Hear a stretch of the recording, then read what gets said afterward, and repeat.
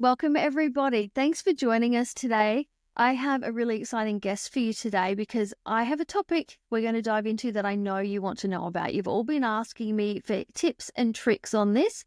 So I have gone straight to an expert. And today I've got Katie for you. Katie is a Facebook ads manager. And I know you're going to go, hooray, we want to hear everything she's got to say. So Katie, welcome. Thanks for joining us. Thank you. Thank you so much for having me, Cass. Happy to be here. It's so great to have you. So Katie is an experienced Facebook ads manager. She manages contracts for a number of different clients across a number of different industries. And she's here today to talk to us about how we can start using Facebook ads in our businesses. But before we get into that, Katie, do you want to tell me a bit about how you started in this? Yeah, sure. So I've been running my own businesses since I was 18. And the last business I came into started an e-commerce business. It was gifts and homeware and all the pretty little things. And I self-taught completely because I'd read about the benefits and the power of Facebook ads. So decided to start teaching myself. Actually had a huge, huge impact on the trajectory and the success of that business. Probably without Facebook ads being a huge part of that, the business wouldn't have been as successful as it was. So at that stage, it was completely self-taught. And when I sold that business and then started in service, I just wanted to help other business owners to grow their businesses because I'd had so many different businesses. And initially, I hadn't thought about Facebook ads until a client that I was helping with some other things asked me. And I was like, oh yeah, I can do those as well. I didn't realize that was something I suppose somebody did as a skill, and then realized that actually it was a really sought after skill, and totally stepped into being, amongst other things still, a Facebook ads manager. So that I kind of fell into it by accident, and then again, continue to up level and continue to grow my own skills and so forth. And I've been doing that now for, goodness, 6-7 years, I think, for other businesses. So yeah, I've been doing it a long time and I love it. That's awesome. Across that time, you must have seen so many changes because we know that Facebook seems to change on a dime from one day to the next. You never know what's going on. What sort of changes have you seen in Facebook ads across that time? I think in terms of the actual platform, there's constant changes. In terms of what works, there's lots of changes. In how people use it, I think strategy-wise is probably the biggest change. So yes, we can go in and the interface has changed, and there was a big iOS 14 update. There was a big hoo-ha a couple of years ago. Remember that? And everybody was like, I remember. What's happening? Yeah. So we had to step across to more like server-based tracking rather than browser-based tracking. And it all settled down, and we grow with it, I guess. Since they started, obviously, we've got Instagram ads. We can link people now to Messenger, to WhatsApp, to have conversations there. So there's lots of growth and involvement in that side of things. But in terms of the biggest changes, I would say probably going hand in hand with the changes that I'm seeing in business over the last maybe 18 months, 24 months. And people on the whole tend to be taking a little bit longer to make decisions. People need more touch points than they did kind of 6 years ago. It's definitely changed. And I think a few years ago, we could do the very traditional kind of, here's a freebie, sign up, I'm going to send you a few emails and, buy my thing. And it's not as simplistic as it was. I'm always very transparent with clients, and I say, it's not an immediate return on investment, especially that financial investment. It's not immediate, and these things take time. So it's about nurturing and having those conversations and staying top of mind during that whole customer journey. So I always say to clients, map out that customer journey and how people are coming into your world, or how you want them to come into your world, and then how we can fit ads around that. So I'm a huge believer in growing an email list, and I don't think that's going anywhere. But making sure that whole customer journey during that time, yes, you're nurturing by sending the emails and on your socials and anywhere else, podcasts, speaking, whatever else you're doing for your visibility strategies. But making sure ads are a part of that. And it's never a one size fits all. It's never a, magic wand of Facebook ads. It's just one part of that bigger overall visibility and marketing strategy. Look, that's so true, isn't it? Because I'm forever talking about what I call the marketing ecosystem. Mm-hmm. And your paid traffic builds part of that, whether it's Facebook ads, whether it's Google AdWords, whatever you want to be using, that builds part of it, but it's never a sole piece. A lot of people seem to think that your Facebook ads is the golden ticket to success, and it's not. There is nothing in your marketing toolbox, that is that golden ticket. It's about getting the blend right Yes. and it working in cohesion so you get the outcomes that you want. So, question for you, and it's something I always get asked, is if I'm looking at starting Facebook ads for my business, where do I start? I log into the platform, there's lots of things in there, it feels really overwhelming. Where do I start? I quite often say to people, take a step back and don't dip your toe in or dabble blindly. Because if you jump into a platform that is completely new, it's like learning a new language. And, we were just chatting before we went live, and it is overwhelming. Ads Manager is overwhelming if you don't know what you're looking at initially. There are hundreds of buttons, and you don't know where to start. So I always feel like it's learning a completely new language. So what I always say to clients is get all the bits in advance that you need to get ready. Namely, making sure you have Business Manager set up, making sure you have all your assets in Business Manager, namely an ad account, your Facebook page, your Instagram account, and a pixel. So Pixel is actually in the middle of changing its name to a data set, and I'll come back to that in a second, because I always get asked that as well. But making sure those assets are all connected in Business Manager, and also making sure you have your funnels and everything else set up before you even jump in. People jump in blindly and then don't really know what they're doing, or don't know what they're doing with those leads when they've collected them. So that's always the first thing, I think, is to take a step back and make sure you have that process ready. So, that funnel, that series of email sequences ready to continue to nurture after you've got that lead. Because if you're spending money on getting that lead and you're not following through and nurturing, absolutely wasting money. Just don't even bother. Another thing to make sure you have in advance is to know your ideal clients.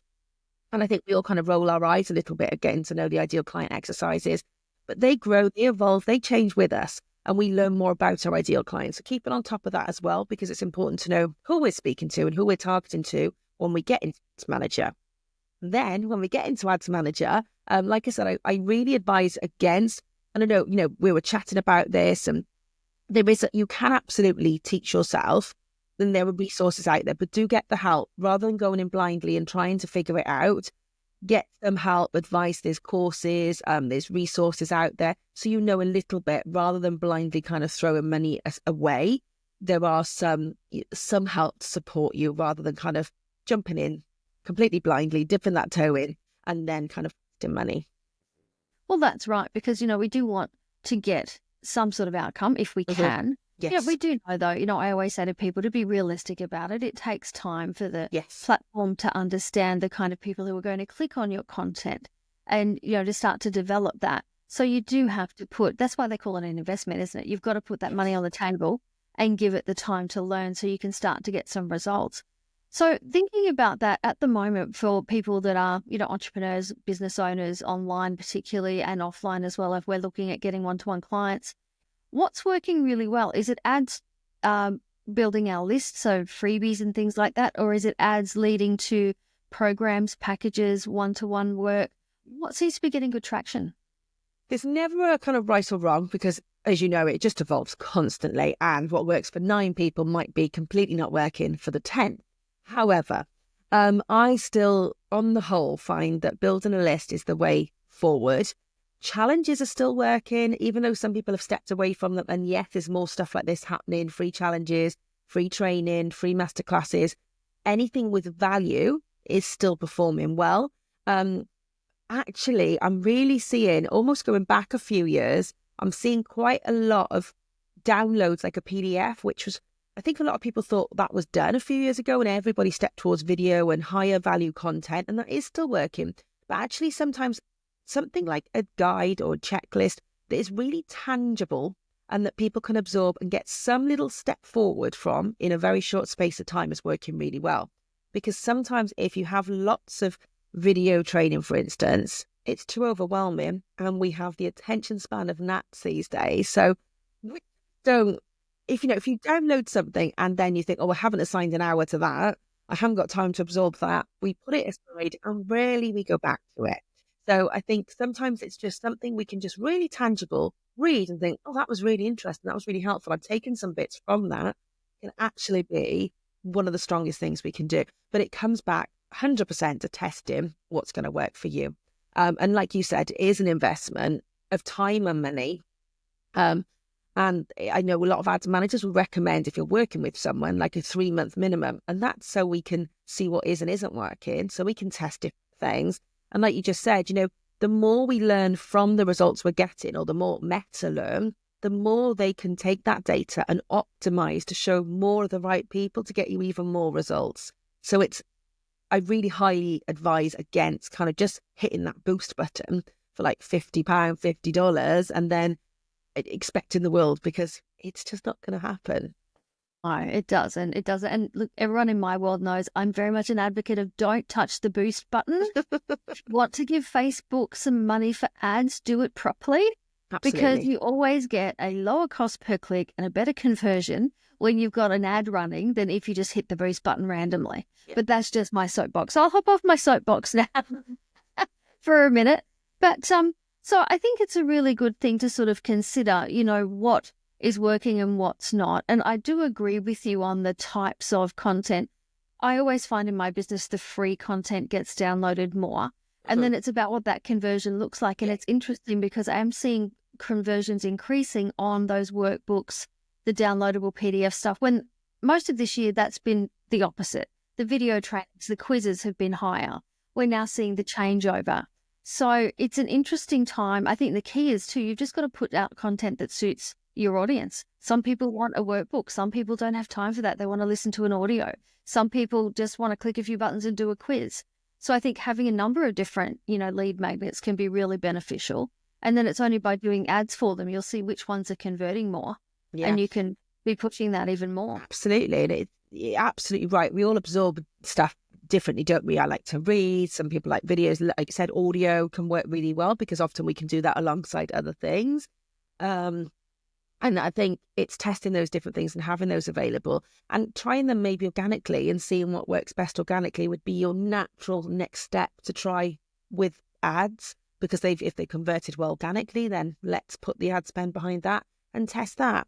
But in terms of creative, something I didn't mention was I am seeing, again, no one size, but kind of B-reel footage working quite well on some ads. So, yes, graphics are still working. I haven't stepped away from graphics. They do still convert. Some of my clients, some of the best results are from really, really basic graphics. And also not always over designing and being over beautiful, because we're so used to seeing beautifully kind of crafted and creative and cohesive creatives in our feed. Sometimes we scroll on by, whereas sometimes slightly clunkier even basic graphics stand out a little bit more. So that's something to bear in mind, because we want to stop the scroll. We want our creative to stand out and be different.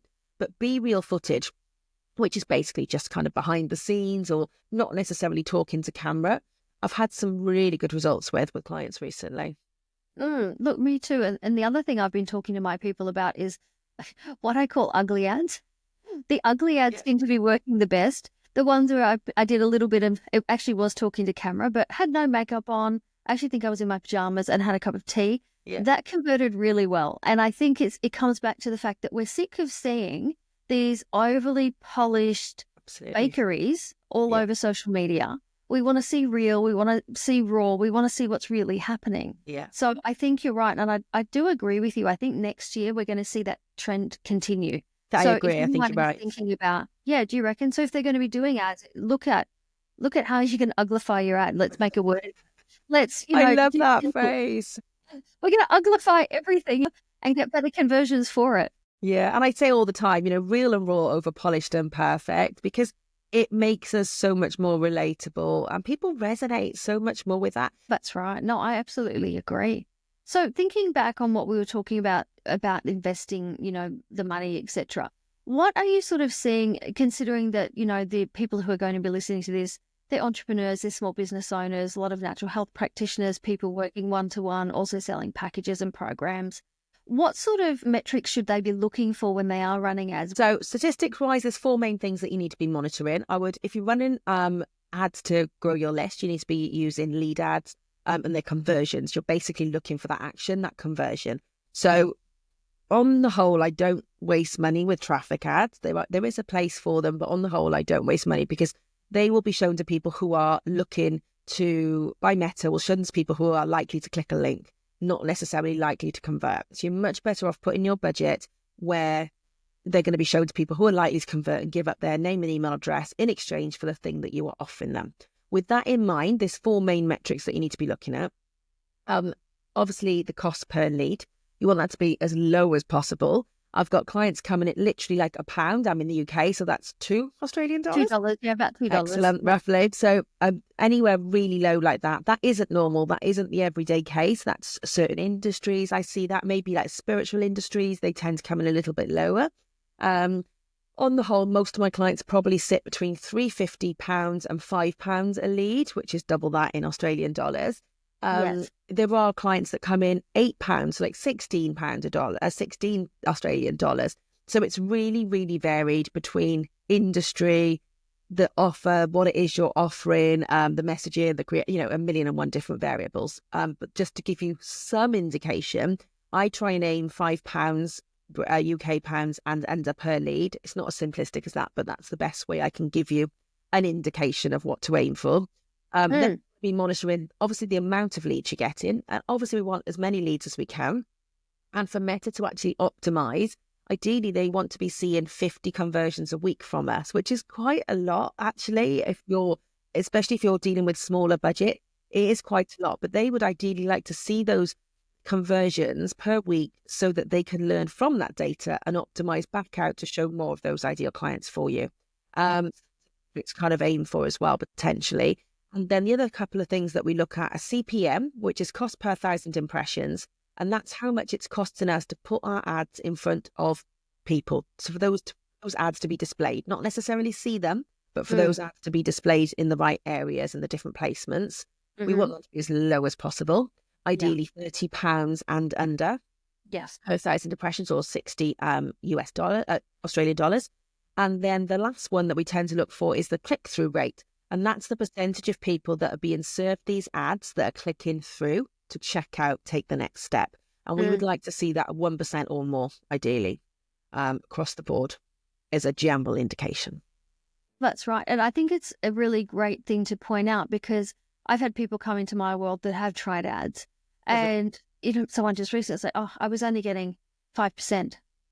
My CPM. And I was like, that's good. It also depends what they're trying to lead to. If we're talking about building a list and giving away a freebie, I'm with you. We try and keep it below $2 Australian dollars. And maybe we're getting some better rates, because at the moment I've got some people anything between about 87 cents and about $1.87.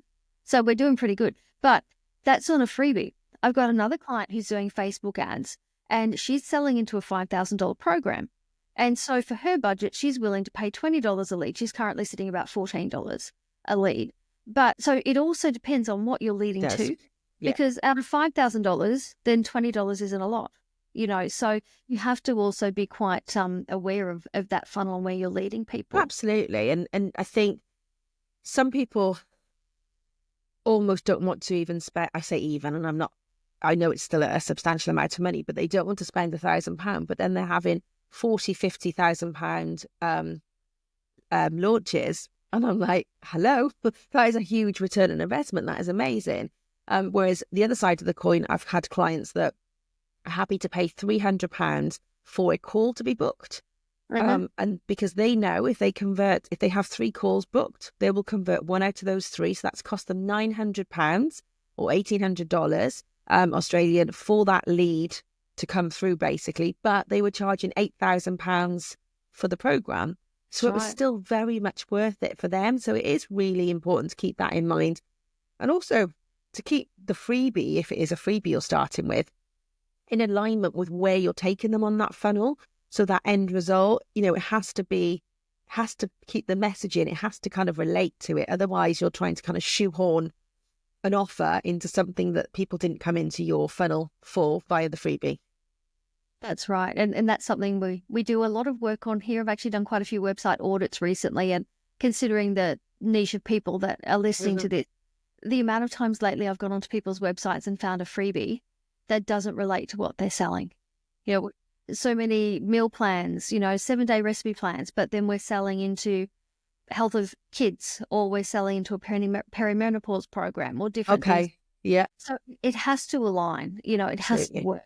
Otherwise, you're wasting your money. Person's come in for that one thing and it doesn't relate to anything else. So the other question I had for you, because we've talked a bit about funnels, and for those that don't know what funnels is, it really just relates to bringing people into your world. And if you think of a funnel, the top of the funnel is the wider bit, and that's where all of our leads come in, and people go through the process through our nurture sequence and everything else to convert at the bottom. My question for you is, as an ads manager, do businesses create that funnel, the process, the nurture sequence, etc., that's going to happen and then come to you to get the ads, or do you do funnel mapping as well as ads? Yeah, it's a bit bespoke. I'd still do the funnel side of it for some clients. Some clients come to me and they have everything ready to go and they just want me to do the ads management. But I've recently started a software sales and marketing system, an all-in-one system, because I still get asked by clients to do that setup. So it was easier to kind of manage them in my own software. And so I'm building it, putting more funnels at the moment because I'm kind of bringing some clients over. So yeah, I do the whole shebang when it suits. Oh, that's really good. But I think, funnels are something that works in every business. It doesn't matter what niche you're dealing with or what sort of client, whether you've got a solely one-on-one client business or whether you're selling into programs or packages. Having funnels there, particularly lead generating funnels, is such an important part of building a list and growing a business, don't you think? 100%. And it's probably the one thing I say to clients, especially if you're starting a new business, start on growing that list, start on having your funnels, start on having the nurture. Because what often happens, I find, is that people come to me and say, oh, I need help. I've kind of utilized the low-hanging fruit, for want of a better phrase, because they haven't concentrated on bringing new people into that funnel. So they've exhausted all the warm audience around them.